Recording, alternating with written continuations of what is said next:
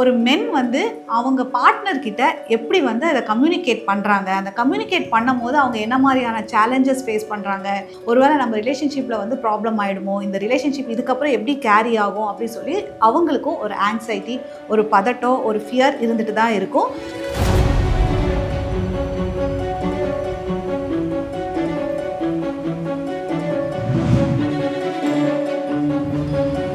அனைவருக்கும் வணக்கம். போன பதிவில் நம்ம வெஜினல் லாக்ஸிட்டி அப்படின்னு ஒரு கப்புள் வந்து என்கவுண்டர் பண்ணுறாங்க. அப்போது ஃபீமேல் சைடு வந்து என்ன மாதிரியான எமோஷன்ஸை வந்து அவங்க வந்து கேரி பண்ணுவாங்கங்கிறத பற்றி நம்ம பார்த்துருக்கோம். ஸோ இப்போது ஒரு மென் வந்து அவங்க பார்ட்னர்கிட்ட எப்படி வந்து அதை கம்யூனிகேட் பண்ணுறாங்க, அந்த கம்யூனிகேட் பண்ணும் போது அவங்க என்ன மாதிரியான சேலஞ்சஸ் ஃபேஸ் பண்ணுறாங்க, என்ன மாதிரியான எமோஷன்ஸை வந்து அவங்க என்கவுண்டர் பண்ணுறாங்க அப்படின்னு பார்க்க போகிறது தான் இந்த பதிவு. யூஸ்வலி வந்து இதை சாதாரணமாக நம்ம என்ன நினைக்கிறோன்னா, ஒரு தலைவலி காய்ச்சல் மாதிரி நம்ம ஜஸ்ட் லைக் தட் நம்ம சொல்ல முடியறதில்ல. நிறைய பேருக்கு வந்து அந்த ஒரு ஒரு ஒரு கேப் இருக்குது. அந்த ஒரு ரிலேஷன்ஷிப்பில் அவங்க ஓப்பனாக கம்யூனிகேட் பண்ணாததுனால இதை வந்து அவங்க வந்து எப்படி அவங்க பார்ட்னர்கிட்ட சொல்கிறதுன்னு சொல்லிட்டு அவங்களுக்கு நிறைய பேருக்கு அவேர்னஸும் இருக்கிறதில்ல. ரொம்ப அன்சர்டனிட்டி, அதாவது இதை சொன்னால் என்ன ஆகுமோ, ஒருவேளை நம்ம ரிலேஷன்ஷிப்பில் வந்து ப்ராப்ளம் ஆகிடுமோ, இந்த ரிலேஷன்ஷிப் இதுக்கப்புறம் எப்படி கேரி ஆகும் அப்படின்னு சொல்லி அவங்களுக்கும் ஒரு ஆங்ஸைட்டி, ஒரு பதட்டம், ஒரு ஃபியர் இருந்துட்டு தான் இருக்கும். ஸோ நிறைய பேருக்கு பார்த்தீங்கன்னா ஒரு ஒரு ஹஸ்பண்டுக்கு வந்து எப்படி வந்து அவங்க ஒய்ஃப் கிட்ட இதை கம்யூனிகேட் பண்ணுறது அப்படிங்கிறதே தெரியாது.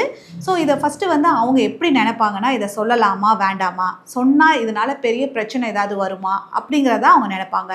பட் ஆக்சுவலி இது வந்து அவங்களோட ஹெல்த் ரிலேட்டடான ஒரு விஷயம். ஸோ ஒரு டெலிவரி ஆனதுக்கப்புறம் ஒரு ப்ராப்ளம் வருது, ஒரு சேஞ்சஸ் வருது அப்படிங்கும் போது கட்டாயம் இது ஒரு கப்புலாக ஒரு ப்ராப்ளமாக நம்ம வந்து கப்புலாக தான் நம்ம இதை என்கவுண்டர் பண்ணணும்.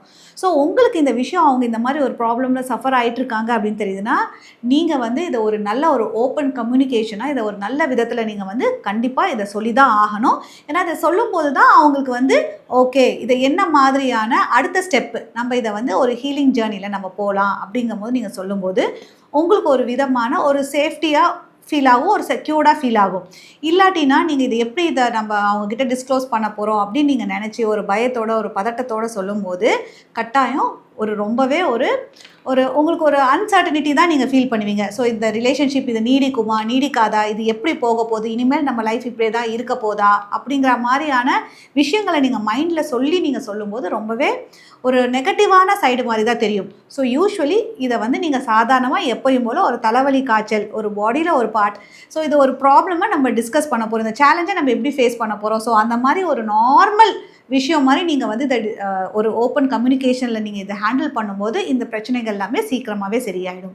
உங்களுக்கு வெஜினல் லாக்ஸிட்டி பற்றி ஏதாவது மேலும் சந்தேகங்கள் இருக்குது, இல்லை இதோட ட்ரீட்மெண்ட்ஸ் பற்றி ஏதாவது தெரிஞ்சுக்கணும்னு நினைக்கிறீங்கன்னா கீழே தெரிய நம்பருக்கு கால் பண்ணியோ டெக்ஸ்ட் பண்ணியோ உங்களுக்கான சந்தேகங்களை கேட்டு தெரிஞ்சுக்கோங்க. மீண்டும் அடுத்த வீடியோவில் சந்திக்கிறேன். நன்றி, வணக்கம்.